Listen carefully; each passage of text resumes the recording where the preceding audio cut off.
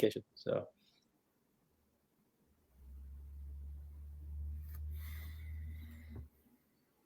All right, looks like we're good to go. All right, everybody, going to turn it over to Santiago Leon here. Santiago's been leading our program in San Diego now for a couple years. Yep. And your full-time job is at Wounded Warrior Project, Yes. former Army, if I recall. Yep. So proud soldier. Proud soldier, and been overseas a number of times. So thank you for your service, sir, and for everything you do for us and the San Diego vets. So I'll turn it over to you. All right. Thank you so much again. And I do have a few of my mentees here that have gone through this training, but I will tell you right now, LinkedIn is one of the most useful tools you will have in your transition. And I also want to take a moment to note this. Earlier, Sarah was mentioning that if you reach out to her, that she will respond and she'll engage with you. I can vouch for that personally. A couple of years ago, I was trying to put together something with LinkedIn, SDSU, and my organization. I reached out to her through LinkedIn, gave her a very brief overview of what I would like to do. And through those efforts, we actually were able to get something on the books. So sadly, it was canceled due to COVID. But I mean, Sarah, she really is authentic when she says that. So I'm going to take a moment, start sharing my screen.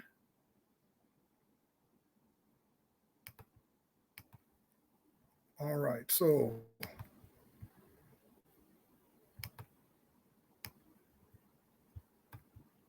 do it that way. So right now, we all should be looking at my own LinkedIn home screen page. Can someone in the audience give me a thumbs up if you're able to see my screen? Outstanding. The first thing I want to do is I want to draw your attention to my feed. And as you look at my feed, I'm going to ask, how many pictures of scantily clad individuals do you see? Teenagers doing silly dances, artistic shots of food. Well, as I've been scrolling for about the past maybe 15 seconds, 30 seconds, you haven't seen one of those items. The reason for that is this platform is meant for individuals to share professional content. Now, as I scroll up, I want you to see if you notice the common themes. Do you notice that most of these posts revolve around veteran employment, veteran advocacy, veteran resources, military spouse employment, advocacy, and resources? You'll also see things that revolve around business development and community engagement. The reason why my feed is so in sync with what I do is because I am very intentional with the people that I connect with. My first piece of advice to everyone here is this. I want you to actively connect with 3 types of individuals. I want you to seek them out and engage with them. The first, people that do the job you want to do. Second, people who are in charge of the people that do the job you want to do. And lastly, senior level leaders in the organizations you would like to become a part of. You will notice that when a bulk of your network falls within those 3 categories, your feed will become as valuable for you as my feed is for me. The reason for this, people who do the job you want to do, when they post content, it's going to be information revolving around your industry.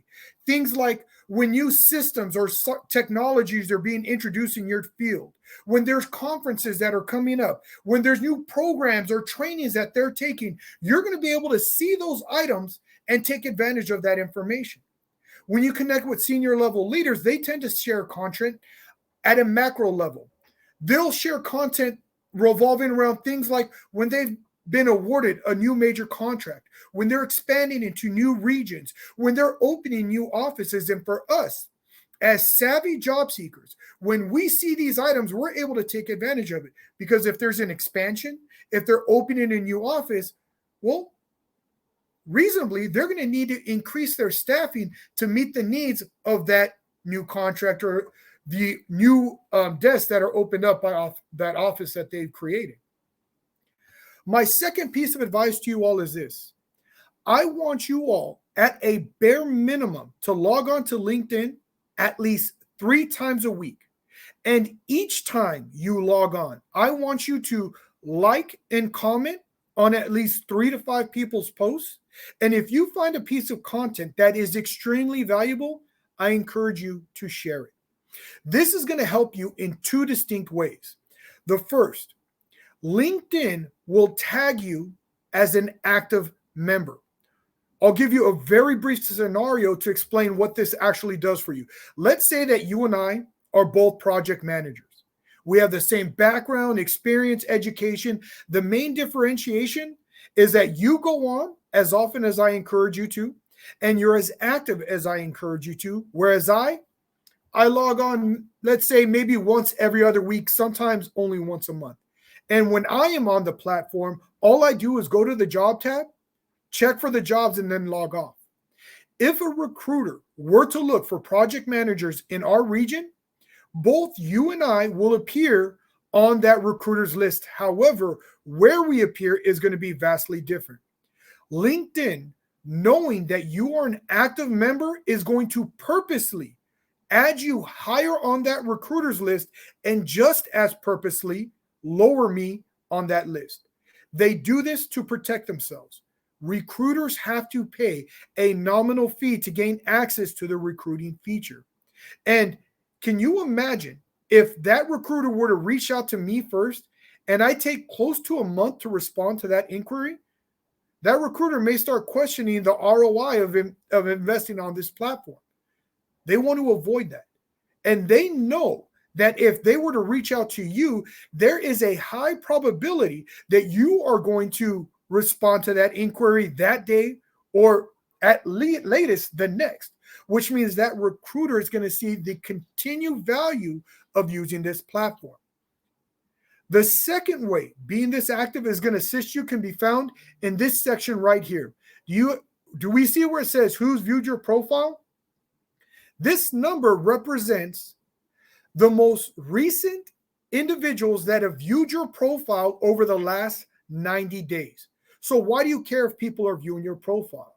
Well, the only way a person can see the extent of your background, all of your training and education, your licenses, your certifications, the recommendations that others have written for you on your behalf, the places that you're volunteering at, is if they go to your profile. And the more a person knows who you are, what you do, and how well you do it, the more likely they are going to feel comfortable inviting you into their work life or recommending you to their network. Now, with this number, you can actually click on this, and it's going to take you to a sub-tab where you are able to see the most recent 5 individuals that have viewed your profile. Now, this is important because LinkedIn conducted a case study where they were able to determine that approximately 80% of the employers on this platform, before they select a candidate for interview, will view that candidate's LinkedIn profile. One of the reasons why they do this is it's essentially a free background check. They're able to determine if the person who is on this platform matches the person who submitted that resume. And if there are major discrepancies, that gives that employer some cause for concern. Or if there's even more valuable content on this profile, that is going to enhance this candidate and the views of that employer. So I share this with you to say, when you go on those 3 times a week, I want to make sure that you're going to this subsection to look at who are these individuals that are viewing your profile. Let's say that I applied for a job at the Department of Defense, the Navy Department of Defense. And I applied for that job, let's say maybe a month and a half ago. And I see here that about 9 hours ago, Nomer, who's a general engineer at that organization, just happened to view my profile. What do you think this can be an indication of? Well, what I would say is that it is highly likely that my resume did its job, meaning it reached a decision maker's desk, and now that decision maker is doing their due diligence and looking more into my background. Should I find myself in this situation, it is imperative that I attempt to engage with this individual. I want to connect with this person because this person has very important information that I need to know, like if I really want this job. And I know that can sound a little counterintuitive. Why wouldn't I want a job that I applied for? Well, I'll ask you another rhetorical question. If you were to find out a company you applied for has a toxic work environment, that the clientele you're going to be serving is very difficult, that the colleagues you're going to be working alongside are a bunch of backstabbers, that the individual you are going to be reporting under is a micromanager, would you still want to work there? I would argue most of us, if we were forewarned about that type of environment, we would avoid it altogether. Sadly, most of us don't realize it's a toxic work environment until after we accepted that job offer. How can we avoid that situation altogether? It is by talking to people who work there or who used to work there. So in this situation, what I'm going to do is I'm going to go to Nomer's page, and I want to first look at what we have in common. The more you have in common with an individual, the more likely they're going to want to help you. So the first thing I'm going to do is I'm going to look at this section, and I want to see if I know anyone that knows Nomer. In this situation, I have about 5 contacts that are directly connected to this individual. So I would reach out to Jeff, and I'm going to ask Jeff if he could take some time to do an email introduction from me to Nomer, because he works in an organization I would like to learn more about. If he facilitates that introduction, Nomer is now not only more likely to want to connect with me, he's more likely to want to help me. Not necessarily because I'm this great guy. It is because by helping me, he's doing a favor for a friend of his. Now let's pretend that we don't have anyone in common. The next thing I'm going to do is I'm going to look at his work experience. I am trying to see if he and I have worked in similar organizations or if we've worked in similar companies. Now, if we did work, let's say we both worked for Commonwealth Financial Network, that is something that I can leverage. Another thing I'm going to look for is this individual a prior service member? Most veterans, when put in a position to help out a fellow veteran, will take that opportunity to assist them. So if I see that he's prior service, that is the next best thing as having a direct connection to that individual. The next thing I'm going to look for is his education. One of the closest things civilians have to the military community is their alma mater. I think we're all familiar with the term boosters. You have some folks, you tell them that, hey, I'm a fellow SDSU alumni. That is all they need to know. And you guys are pretty much best friends. You're going to start talking about what it was like eating at the bowling alley, because that's the only place you can afford. So you're going to have something in common. The next thing I'm going to do is I'm going to scroll further down, and I want to go under the interest area. I want to click where it says see all, because if he is part of groups, I need to see where individuals like him congregate, because the more people like him who know me and like me, the more opportunities I'm going to be able to take advantage of. Now, I'm going to compile all of this information, and I'm going to use it for my connection request. Whenever you attempt to connect with someone, it is imperative that you send a message. What I teach my warriors is this: to use a 3-tier approach in your connection request. The first tier is the good old-fashioned greeting of the day. Good evening, good afternoon, good morning. And then you address it to that person specifically.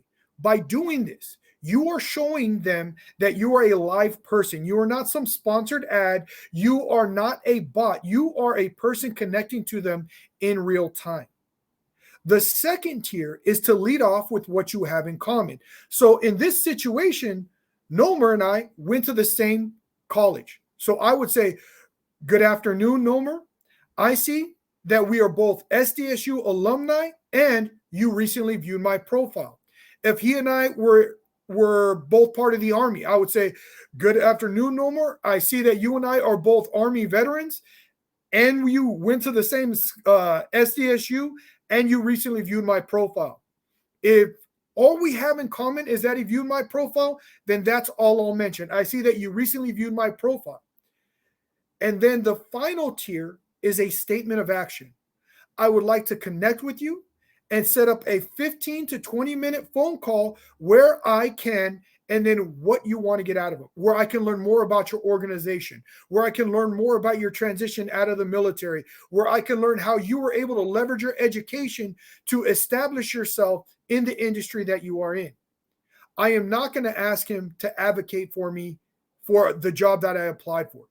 At this moment in time, I am a complete stranger to that individual.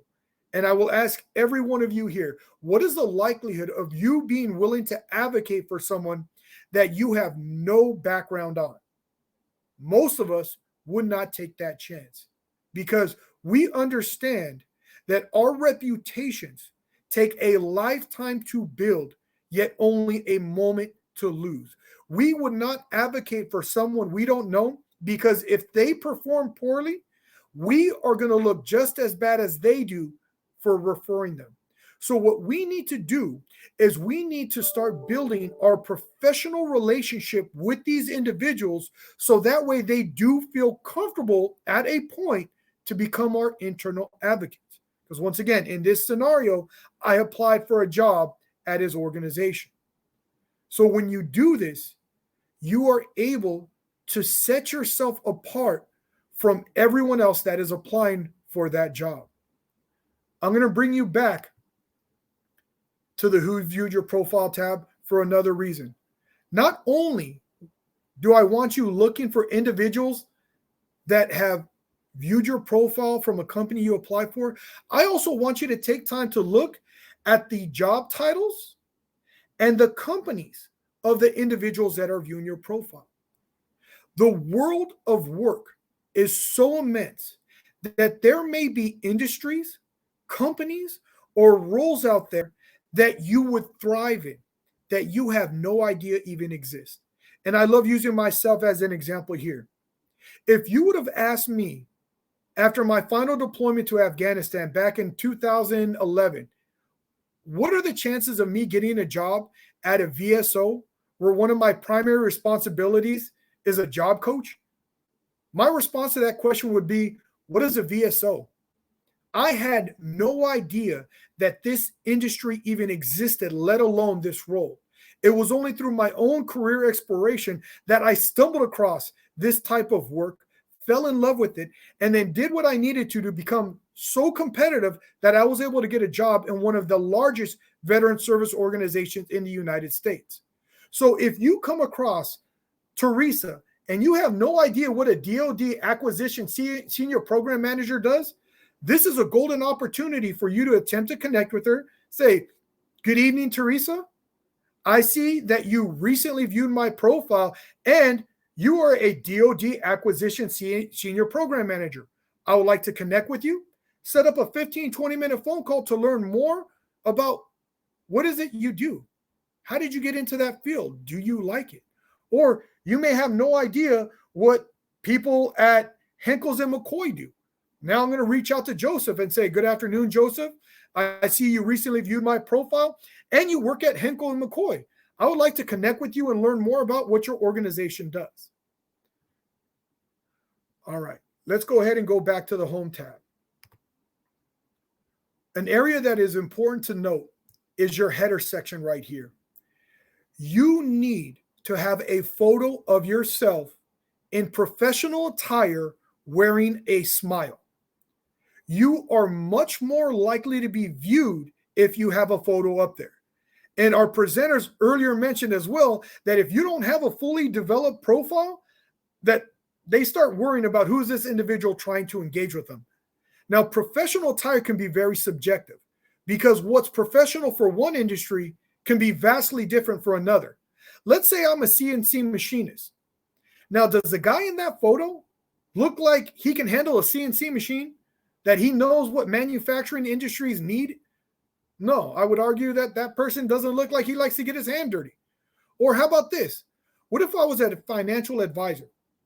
Does that individual look like a financial advisor? Well, I would argue maybe a little closer than not. So you need to look like the type of person that does the job you do.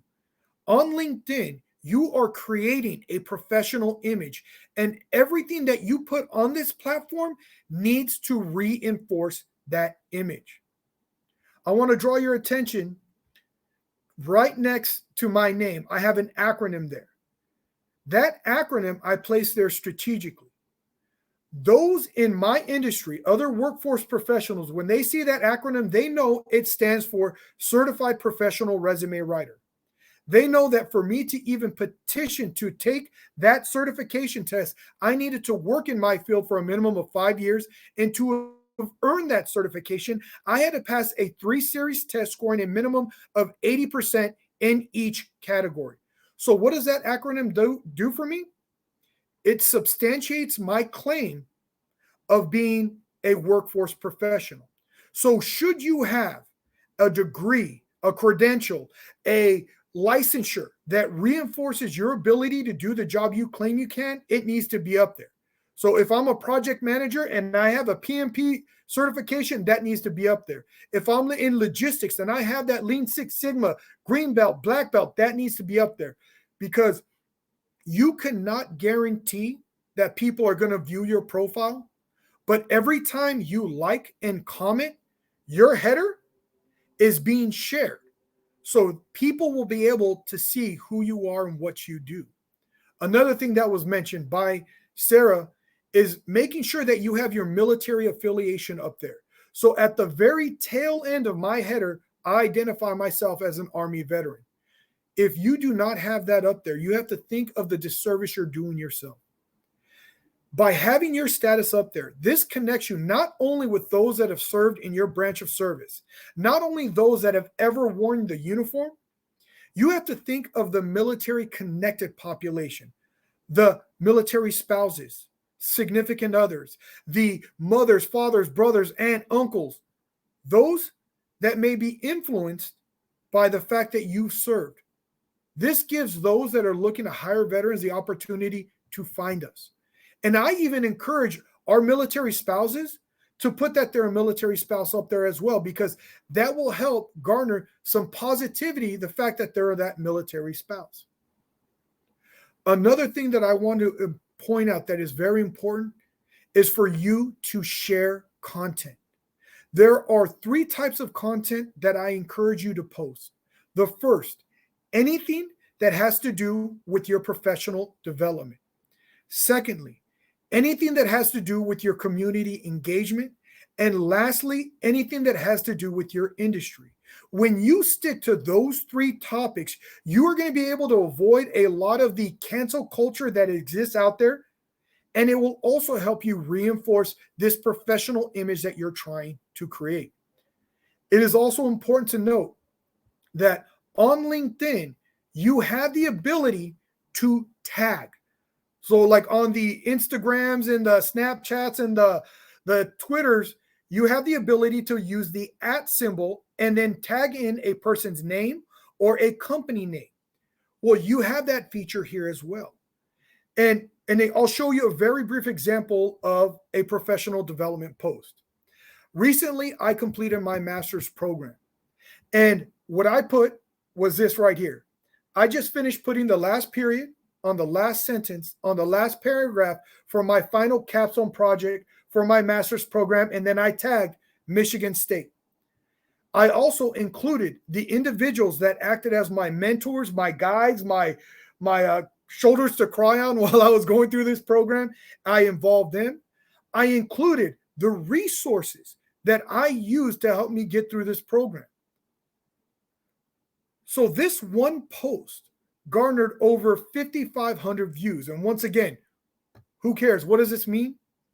This means that there are over 5,500 individuals that see that I completed a master's program at a reputable school, that I am publicly grateful to those that helped me, and that I acknowledge the organizations that are part of my success.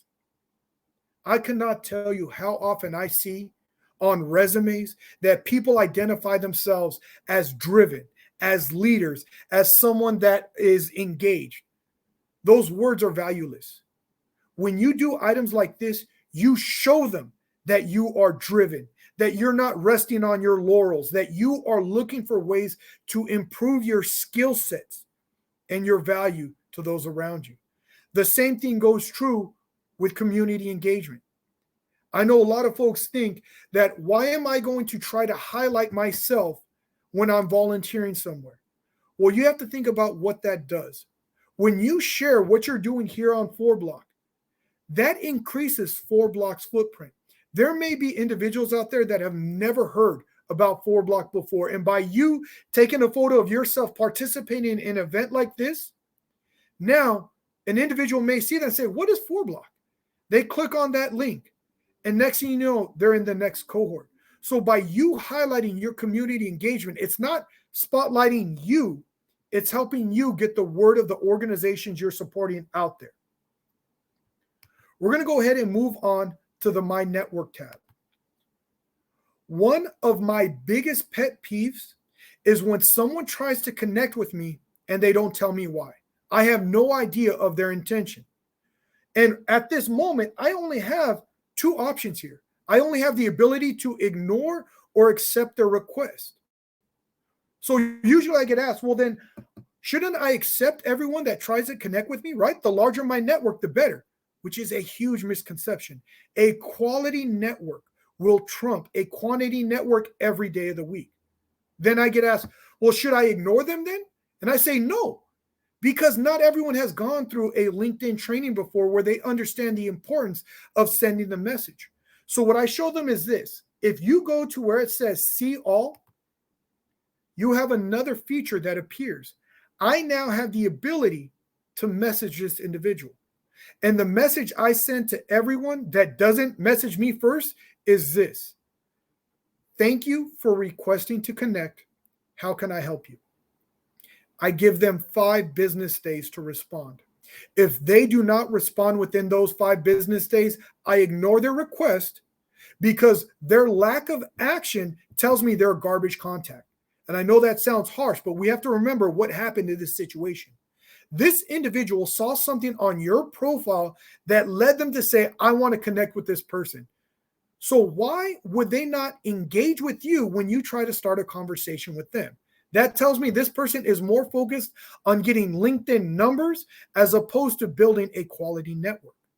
Now, if the first thing this person tries to do is sell me something, I'm ignoring their request. I am not on this platform to be a consumer. I am here to collaborate. I am here to develop mutually beneficial relationships.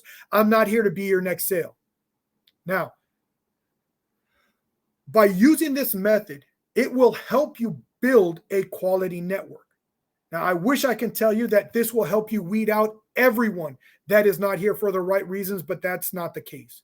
There still will be times you connect with someone and you may regret it. And should you find yourself in that situation, all you need to do is go under Manage My Networks, click on Connections, and you see those 3 dots? You click on that, you remove the connection, and like every other social media platform, they are not notified that they have been dropped, but you're able to get rid of the garbage. Also, if you look to the right, you're going to see a section that says Add Personal Contacts. This is a way to quickly build your network with individuals you already know. What you're able to do is input your email address, and then you give LinkedIn permission to access that email address's contact list. So these are people that you've emailed and who've emailed you. And it will show you a list of those individuals that are already linked on LinkedIn. And now it's just a matter of simple clicking a checkbox to add them to your network. By doing that, you're able to quickly build that network out for you. A section that tends to get overlooked is the area right below. Typically, there's a sponsored section. This area is LinkedIn trying to help you connect with others. Typically, it will show you the most recent place that you worked at. So when you work in a large organization, this could be very useful. But the area that I like to focus on is right below this, where it's showing me people who have gone to the schools that I've gone to. Every one of these individuals, I have something in common with, but I have little to no understanding of who they are or what they do. So when I have free time, what I do is I start looking for senior level leaders. So just in the looking at these folks, I would probably want to talk to Terry, because Terry is a managing director at an organization. He's pretty high up. And all I need to do is send Terry a connection request saying, "Good afternoon, Terry. I see we are both proud Aztec alumni and you work at ABC Company. I would like to connect with you and learn more about your career progression," whatever it may be. It's also important to remember that when you build your profile on LinkedIn, you tell LinkedIn what industries you're interested in. Now, for myself, I am in the nonprofit world. So what I am able to do is see people in the industry that I'm interested in. This section right here is a treasure trove of people that do the job I want to do, senior level leaders in organizations I may have never even heard of, but are within my industry. And now that I've seen them, I can start engaging with them, trying to connect. Going on to the next tab, the job tab. I have been in the workforce development space for over 13 years. So when I make this statement, it comes from a place of experience. I firmly believe that LinkedIn is one of the best job search engines out there, hands down. And it's not because of these simple features. Most job search engines, you're able to put in a job title, a location, you're able to set up alerts. There's even a few other places where you can go to get salary information. What sets LinkedIn apart is this. If I was interested, let's say in this senior experience hiring recruiter coordinator role at Deloitte, I am able to see in the blink of an eye, if I know anyone there, I am able to see right here that I have 10 connections that work there. So what I'm able to do with this information is I'm going to go to this position. I'm going to comb through it. I want to make sure I meet at least 70% of what they look for. Because the last thing I want to do is reach out to my network and put them in the awkward situation of having to say, "Hey, Sonny, I'm sorry, you're not qualified for that role." So if I meet at least 70% of what they're looking for, I am then going to move on to the next section of seeing who these individuals are. I'm going to look for the senior level leaders because they're the ones that have most influence within the organization. So I would probably reach out to maybe Jesse, maybe Kenneth, and maybe Joshua. And I'm going to reach out to him and act as if it's a conversation, meaning I'm not going to say, "Hey, Josh, can you help me get a job at Deloitte?" I'm going to start off with a little bit of small talk and then pivot the conversation and ask him if he knows anything about the role. I'm not going to ask for him to advocate for me yet. I don't even know if I want the job yet. What if he says, "Oh, yeah, man, that's the third time this year that job's been posted"? That's going to give me a huge cause for concern about that specific role. That's an unreasonable amount of high turnover. Or what if he tells me, "Oh, that's a newly developed role. Yeah, we just got awarded a contract, so this is the first time we're bringing them on." Well, if I hear that, that's going to influence the way I write my resume. I'm going to highlight on my resume now with that information how I have a background in training and development, how I've created standard operating procedures, how I stood up positions in the past, because for that hiring manager, that information is more valuable than just saying, "I've done the job." I'm going to ask that individual if he can review my resume, and anything that he recommends I change, I'm going to do because he is the subject matter expert at getting a job in that organization. Not only has he successfully navigated their hiring process, but as a senior level leader, he's probably been on a few hiring boards himself. Therefore, his recommendations is very valuable. Now, best case scenario is when you know someone in that organization, but it's unrealistic to expect you will always know someone in that in an organization you're interested in. So let's say that I was interested in this position at Petco. I do not have any direct connections there. However, I do have 26 individuals that went to a school that I went to. So in this situation, let's say Jane Doe is a director there. I'm going to reach out to Jane Doe and I'm going to say, "Good evening, Jane Doe. I see we are both MSU Spartan alumni and that you work at Petco. I would like to connect with you, set up a 15-20 minute phone call to learn more about how you were able to leverage your education to move up into the role that you are in. Not only can I see if someone has gone to the same school that I've gone to, I am also able to see when someone has gone to the same company that I've worked at. It is important to know that LinkedIn recognizes your branch of service as a company. So you can see if someone is a fellow Army veteran, Marine Corps veteran, Air Force, sailor. I don't think there's any Space Force on there yet because they haven't been around long enough for them to fulfill a contract yet, but Space Force will be up there when it's there. So by doing this, we're able to leverage or develop advocates to give us that competitive advantage over those that are just applying blindly. Another section that we're going to touch on briefly is the notification section. This is one of the most important yet sadly underutilized tabs on LinkedIn. And I'll give you a very brief scenario to explain why this is so important. Let's say that you and I met at a networking event, and I'm a CEO of an organization, and you thoroughly impressed me in that first meeting. I mean, best first impression ever. I see that you're intelligent, engaging, charismatic. Again, awesome first impression. But we don't speak again after that event. 6 to 8 months pass, and a position in my organization that you would be perfect for opens up. What is the likelihood of me reaching out to you after 8 months of no contact to tell you about that opportunity? Well, I'll argue slim to none. After 8 months of no contact, it doesn't matter how impressive you were, I've most likely forgotten about you. But let's change this scenario up a little bit. Let's say that this time you take command of our communication. That next day after the networking event, you find me on LinkedIn and you send me a message. Hey, Santi, really enjoyed talking with you at that Veteran Beer Club event. Would like to connect and stay in touch. Now, most likely, I'm going to remember who you are from the night before.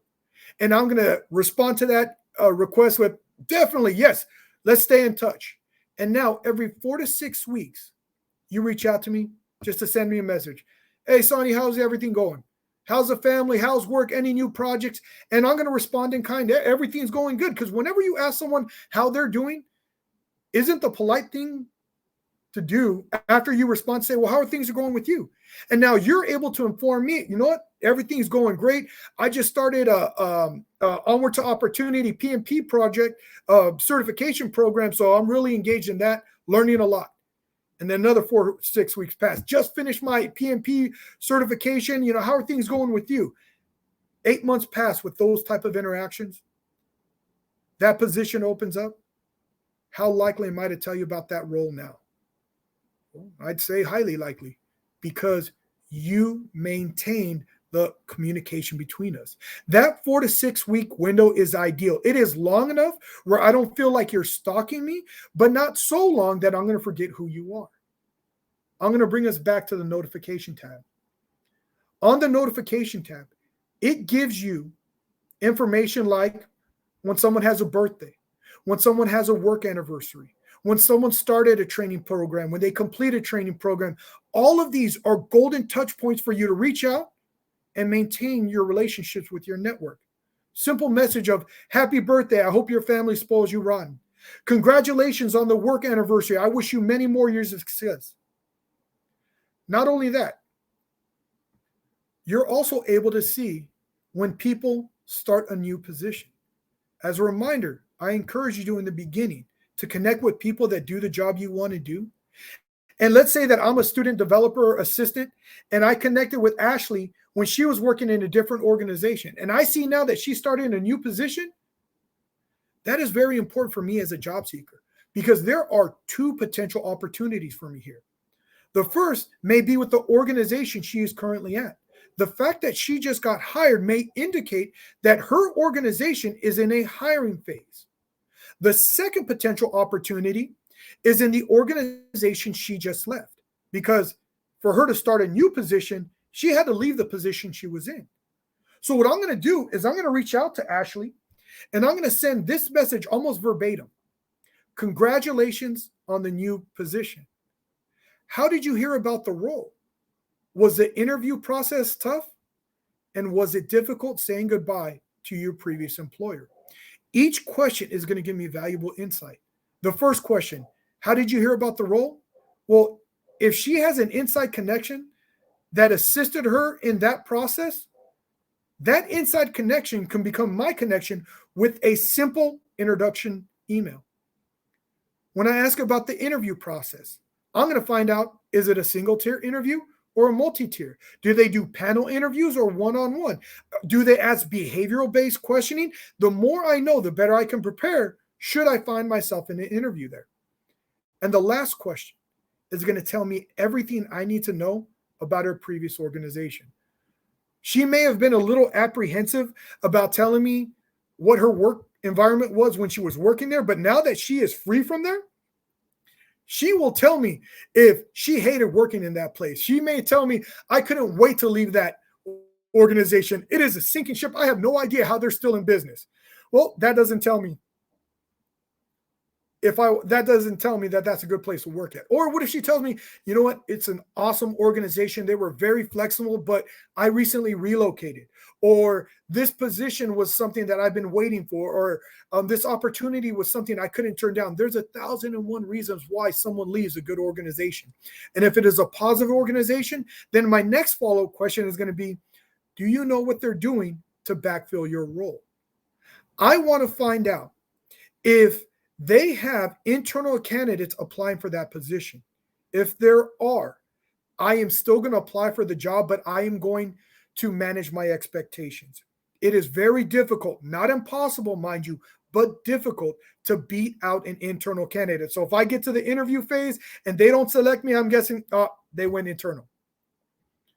Not only can you see when someone starts a new position, you can also see when they get a promotion. And just like with the new position, most folks are promoted out of one role and into a new role, which means that person may be the one interviewing you to backfill the role that they were in, or with that promotion, they now have more sway within that organization. So please make sure you pay attention to the notification tab. I have a couple more items that I want to address. The next one we're going to talk about is the group tab. The group tab can be found under the work grid here. And when you click on the group widget, you will find every group that you are a part of. Just like there are individuals I want you to connect with, there are groups that I want you to join. I want you to find groups that are involved with any school, whether you graduated there or not, that are out there. Yes, I also include high school here. I also want you to find groups that are focused on your industry, groups that are focused on your branch of service, or for the military spouses, if there's military spouse groups. And then lastly, I want you to join groups that are veteran focused. One of the ones that I love to highlight is a Veteran Mentor Network. This one group has over 155,000 members. And in order to join this group, you have to be willing to support, inspire, and inform military, their spouses, and veterans as they plan to establish and achieve their life and careers goals. This is what is known as a seat of goodwill, where you can post within this group and say, good afternoon, everyone. I am new to the Veteran Mentor Network. I am transitioning out of the military. In this time frame, I am looking for any opportunities or resources, advice, and guidance that evolve around this position or this industry. Any assistance would be greatly appreciated.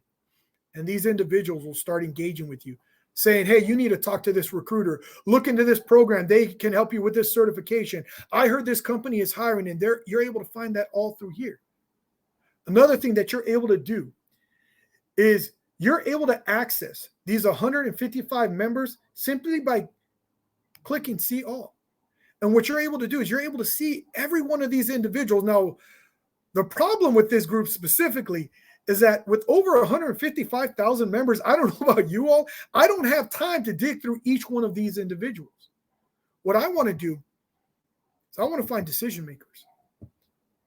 So what I'm going to do is I'm going to go to where it says search members. I'm going to type in CEO. Now I start here because do you think a CEO, if they see the value that you can bring to their organization, can create a role for you? Or if there was a position already available in their organization, do you think they can influence the hiring decision to ensure you were selected? Or lastly, let's say that that individual would have loved to bring you on board, but they just don't have the budget for it. They don't have any openings available. Do you think a CEO may know a few other CEOs in that industry? I'd argue yes. Not only can you find the CEOs that are in a group that is here to support, inspire, and assist military, their spouses, and veterans as they are planning to achieve their life and career goals, you also have the ability to message them from within this group. This is not using LinkedIn Premium. And what I would do is I would first target the CEOs in my industry. I would reach out to, I don't know, Dr. David here. And I'd say, good afternoon, Dr. David. I see we are both prior service members and part of the Veteran Mentor Network. I would like to connect with you, set up a 15, 20-minute phone call where I can seek your advice and guidance on how I can improve my marketability in your industry. Now, I know I'm probably going to have some naysayers, some devil's advocates. And let's say that, all right, you reach out to every CEO in this group and none of them respond. What have you lost? Maybe a few minutes. And after you've created that template, it's literally just a matter of copy, paste, change company, change person's name. You're able to have a pretty big spread of the individuals you're able to engage with. Can you imagine though, if just one of those CEOs respond, say, hey, Santiago, yeah, I can free up my afternoon on Friday. You get that person on the phone. You engage them in conversation. You win them over. The impact that that can have in your career. Not only can you do that with CEOs, you can do that with COOs. You can do that with VPs. Because what this does is it's looking off the keywords found within the header. What you do within this group, you can do with any group you join. Now, I know we've been hitting LinkedIn very heavy. I hope I am not dissuading you, however, from using other job search engines. No one job search engine has every opportunity that is out there. However, should you come across an organization on another platform, before you apply, what I want you to do is I want you to go to LinkedIn. I want you to type in that company's name. Let's say you found a job at Qualcomm. When you go to Qualcomm's page, you're able to see if you know anyone there. Now, I see I have about 20 some odd folks that I know directly, but let's pretend I don't know anyone there. What is the likelihood of me having something in common with one person out of the 40,777 employees that are on LinkedIn that work at Qualcomm? Once again, I'm going to say this is probably a good chance. What I'm going to do here is I'm going to click on that number and I'm going to be able to see these individuals. Just like before on the Veteran Mentor Network, I don't know about you, I don't have time to dig through over 41,000 members. What I want to do is I want to find people that I already have something in common with. So I'm going to go to where it says all filters, scroll down to where it says past companies. I'm going to type in Army, Navy, Marine,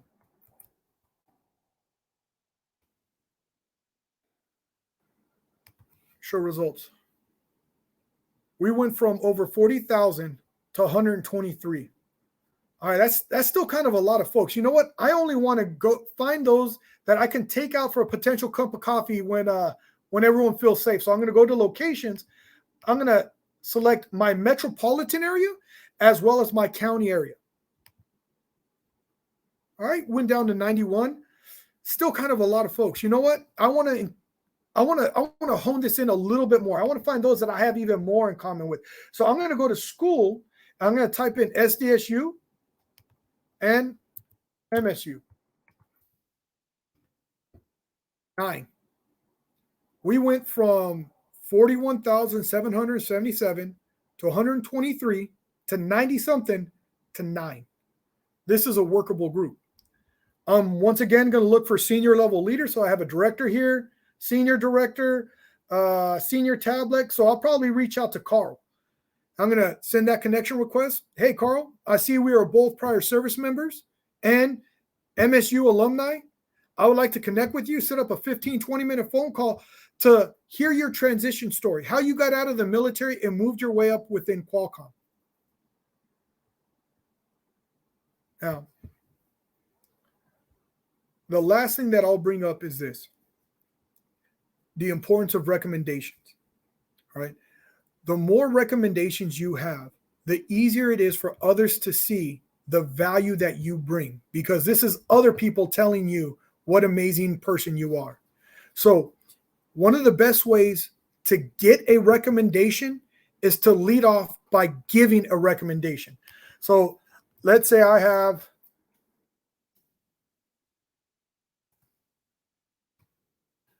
know Marina. She is an amazing individual. She does a lot in the military community. So what I'm going to do is I'm going to go to her page. I'm going to click where it says more. And do you see where it says recommend? I'm going to send her a recommendation. And when I send that recommendation, I'm going to put all the amazing stuff that she's done that I know. And what will happen is, after she accepts it, because she has to accept it, she can even kick it back to me and say, hey, can you include these things? Or, you know what, take away these items. She has the ability to do that. And once she likes it, she's going to be able to add it to her profile. And then LinkedIn is going to do the awkward thing for us and say, now that Santiago's recommended you, you should return the favor. So this is one way to get recommendations. And then another thing you can do is you can request a recommendation.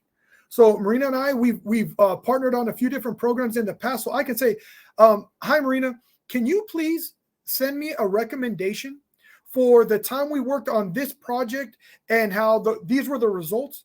And just like a letter of recommendation, when you give someone an idea of what to write, they're more likely to just kind of copy and paste it, throw their name to it. And by doing this, you can get both recommendations and give recommendations. All right. So that is everything that I wanted to cover. Mike, did you want to open it up to questions, or did you want to transfer over to the Yeah, let's see if we have any questions. All right. Yeah, we got time. And if folks, if you gotta run, go ahead and run. If you got some questions, go ahead and ask them, and we can answer some questions for a few minutes, and then hit the breakout rooms for some smaller group discussions as well. So any questions, go ahead and ask them. Put them in the chat.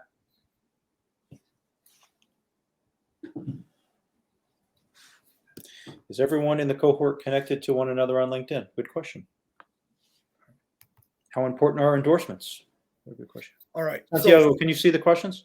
Yes. Okay. So the endorsements do matter, because LinkedIn is a keyword-centric platform. So the more keywords you have on your profile, the better it is. So this is where it is important to first include those skills under the skills section. So watch, let's go to my profile real quick. So if I scroll down, you're going to notice I have a ton of skills posted, right? The reason for this is when those recruiters are typing in keywords for the professionals they're targeting, this is one of the main components that draws those keywords.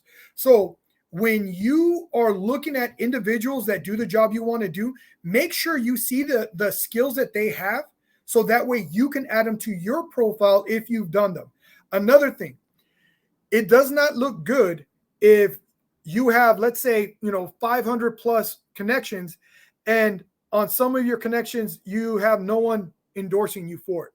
So what you can do is, after you've added a bulk of your skill sets, create a LinkedIn post. Say, hi, everyone. I am trying to update my LinkedIn profile. If you can take the time to go to my skill sets and endorse me for the skills that you know I'm capable of, I am more than willing to return the favor. And by doing this, your network knows that you care about this, and they can start chiming in on all the stuff that they can reinforce what you do. The same thing when it comes to recommendations, where you can say, I'm looking to update my profile. If there's something you could recommend me for, please do so, and I will also return the favor. So that's very important. All right, what was the other question? The background photo. Now, are you referring to, I'm guessing you're referring to the section behind your profile picture. If that gives you an opportunity to showcase a little bit about your personality. So if I'm in IT, I'm probably going to have some computers or something fun back there. I'm in a veteran service organization, so unsurprisingly, the flag is very important to me. So I have that up there. So this is your opportunity to show others maybe something that you're very passionate about. So yes, I would say it is important. All right, should we seek recommendations? Yes, please seek out those recommendations. I have been interviewed by someone, by an organization where they showed me my profile. And one of the things that they pointed out, they went down to my recommendations and they said, one, that they were impressed that I had over 31 recommendations, but they were more impressed at the fact that I gave over 20 recommendations. So what does this show people? One, that other people recognize my talent, but I actually go out of my way to highlight others. So when we talk about being team players, that this is the type of person that others would want to work with, that I'm an actual collaborator. I'm not just someone that likes to have the spotlight shown on me. So that was a great question. All right. Let me go on to the other one. All right. So I'm looking at Edward's question. Narratives are better, but in your narratives, you still need to have data there. So numbers, facts, figures speak volumes. It's one thing to say that, like again, in my space, we manage caseloads, right? So someone who's managed a caseload of 15 to 20 is probably not as impactful as someone who's managed caseloads of 60 to 80. It gives employers an idea of the scope you're able to handle, right? So if you're a senior level leader in the military and you led teams of more than 150 individuals, things like that, that makes an impact. Same thing with budgets. So yes, narratives work well. Just make sure you have the data there. I'm looking at Danny's question next. How much of our resume should we display on our profile? That just depends. If your resume is written in the short paragraph format, I would say it's safe to copy and paste it.